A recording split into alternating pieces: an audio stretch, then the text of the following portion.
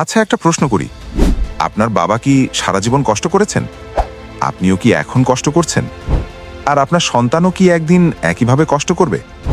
এই যে একটা চক্র, কষ্ট করো, মাস শেষে বেতন নাও, খরচ করো, আবার কষ্ট করো, এই চক্র থেকে কি কোনোদিন বের হওয়া সম্ভব?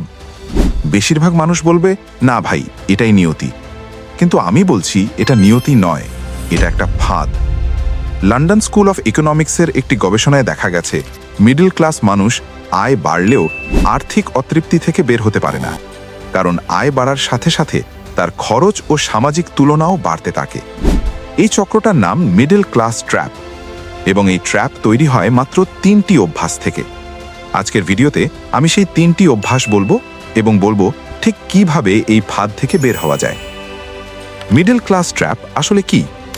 মিডল ক্লাস ট্র্যাপ মানে হলো এমন একটা অবস্থা যেখানে মানুষ না পুরোপুরি গরিব না ধনী, মাঝামাঝিতে আটকে থাকে। বেতন আসে, খরচ হয়, সঞ্চয় হয় না, বছরের পর বছর। বাংলাদেশ পরিসংখ্যান ব্যুরোর তথ্য বলছে, দেশে এখন প্রায় 5 কোটি মানুষ মিডল ক্লাসের অন্তর্ভুক্ত।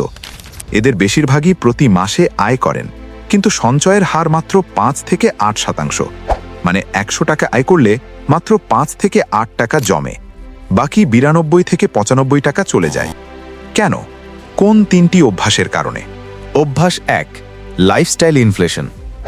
প্রথম অভ্যাসের নাম লাইফস্টাইল ইনফ্লেশন। সহজ ভাষায় বলতে গেলে বেতন বাড়লেই খরচ বাড়ানোর অভ্যাস। ঢাকার একজন প্রাইভেট কর্মচারীর কথা ভাবুন। প্রথম চাকরিতে বেতন 15,000 টাকা। ছোট মেসে থাকেন, রিকশায় যান, সাধারণ খাবার খান। মাস শেষে 2,000 থেকে 3,000 টাকা বাঁচে। কয়েক বছর পর বেতন বেড়ে হয় 35,000 টাকা। এখন ভালো ফ্ল্যাটে থাকেন, উবেরে যান, রেস্টুরেন্টে খান, নতুন স্মার্টফোন কিনেছেন। মাস শেষে বাঁচে 0। বেতন 20,000 বেড়েছে, কিন্তু সঞ্চয় বাড়েনি, বরং কমেছে। এটাই লাইফস্টাইল ইনফ্লেশন।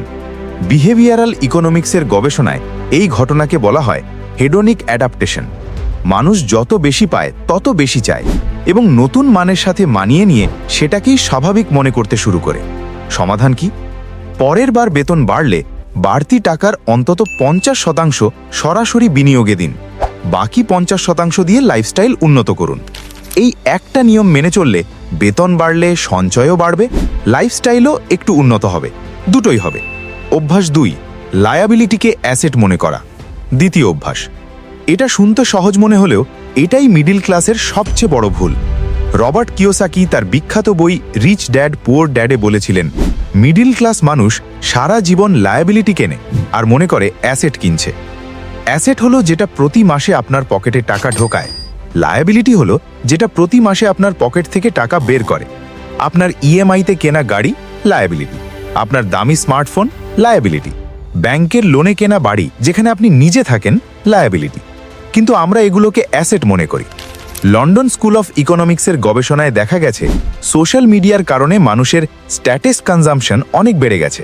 অর্থাৎ মানুষ এখন শুধু নিজের প্রয়োজনে নয়, অন্যকে দেখানোর জন্যও কেনাকাটা করছে। বাংলাদেশে এই সমস্যাটা আরও বেশি প্রকট, কারণ আমাদের সমাজে সামাজিক চাপ অনেক বেশি। বিয়েতে বড় অনুষ্ঠান না দিলে কি মনে করবে লোকে? নতুন ফোন না কিনলে সবার সামনে ছোট হয়ে যাব। ব্র্যান্ডের পোশাক না পরলে অফিসে কি ভাববে?